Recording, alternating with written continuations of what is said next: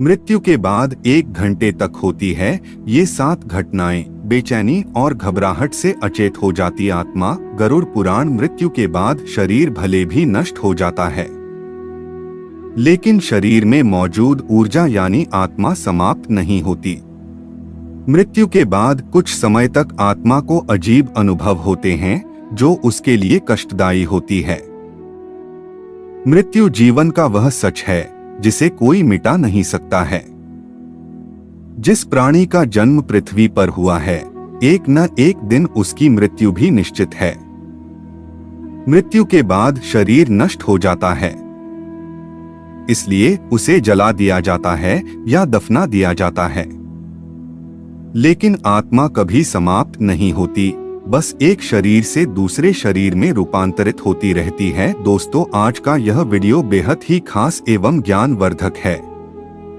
अगर आप इस वीडियो को अंत तक देख लेते हैं तो आपको अपने जीवन का सबसे बड़े सच्चाई का पता चल जाएगा। दोस्तों, मैं दावा करता हूं कि यह जानकारी आपके लिए बहुत महत्वपूर्ण होने वाली है। अगर आप वास्तव में अपना जीवन सफल बनाना चाहते हैं तो कुछ ऐसे जानकारी होते हैं जो अधिकांश लोगों को पता नहीं होता है। आज हम इस वीडियो के माध्यम से वही जानकारी देने जा रहे हैं जिसे जानकर आप जीवन के हर मोड़ पर सफलता प्राप्त कर सकते हैं।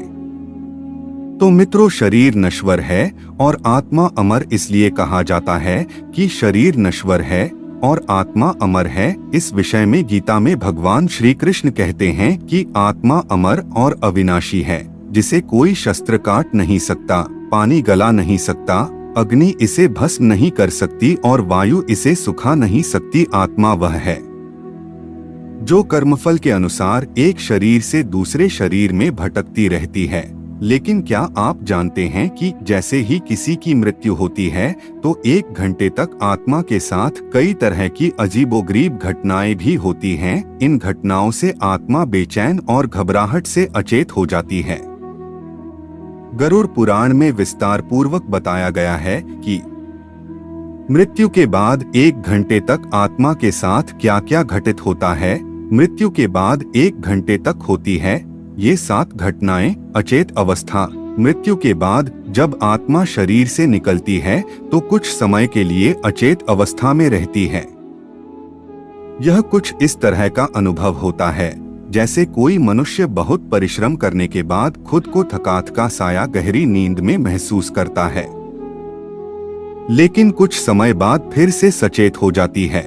सामान्य सा व्यवहार। मृत्यु के बाद जब आत्मा शरीर से निकलती है तो उसके साथ क्या घटित हुआ है इस बात का अनुभव उसे नहीं रहता, इसलिए जब आत्मा शरीर से बाहर आ जाती है तो उसके बाद भी वह पहले की तरह ही सामान्य व्यवहार करती है। बेचैनी और घबराहट। आत्मा को तब बेचैनी और घबराहट होने लगती है जब वह अपने परिजनों को पुकारती है, उनसे कुछ कहना चाहती है, लेकिन कोई उसे देख या सुन नहीं पाता।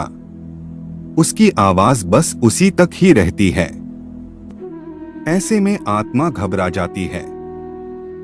ऐसा इसलिए होता है क्योंकि व्यक्ति केवल भौतिक चीजों को ही देख पाता और महसूस कर पाता है।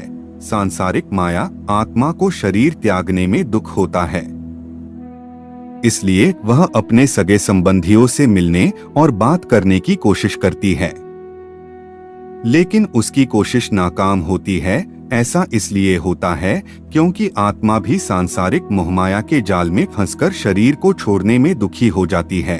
शरीर में जाने का प्रयास। आत्मा कई सालों तक जिस शरीर में रहती है वह फिर से उसी शरीर में प्रवेश करने का प्रयास करती है, लेकिन यमराज के दूत उसे शरीर में प्रवेश करने से रोकते हैं। शुरुआत में उसके लिए यह मुश्किल होता है, लेकिन धीरे धीरे आत्मा भी यह स्वीकार कर लेती है कि शरीर से बिछड़ने का समय आ गया है। दुख। मृत शरीर से अलग होने के कुछ समय बाद आत्मा अपने कर्मों को याद करती है। इस दौरान खासकर उसे अपने बुरे कर्म याद आते हैं। वह अपने परिवार वालों और संगे संबंधियों को रोता बिलखता देखती है और याद करती है कि किसके साथ उसने क्या अच्छा या बुरा किया। इसके बाद आत्मा यमलोक के मार्ग की ओर चल पड़ती है। कर्म के अनुसार नया जन्म। यम मार्ग में पहुंचने के बाद आत्मा को उसके कर्म के अनुसार नया जन्म मिलता है। कुछ आत्माओं को तुरंत ही नया जन्म मिल जाता है तो वहीं कुछ आत्मा को इंतजार करना पड़ता है। तो दोस्तों, आज के लिए बस इतना ही। उम्मीद करते हैं हमारे द्वारा दी हुई जानकारी आपको पसंद आई होगी। तो मित्रों, अगर आपको ये वीडियो पसंद आई हो तो लाइक और शेयर जरूर कीजिएगा। अगर आपने हमारे चैनल को सब्सक्राइब नहीं किया है तो जरूर कीजिए। और हाँ, वीडियो को अंत तक देखने के लिए आपका बहुत बहुत धन्यवाद।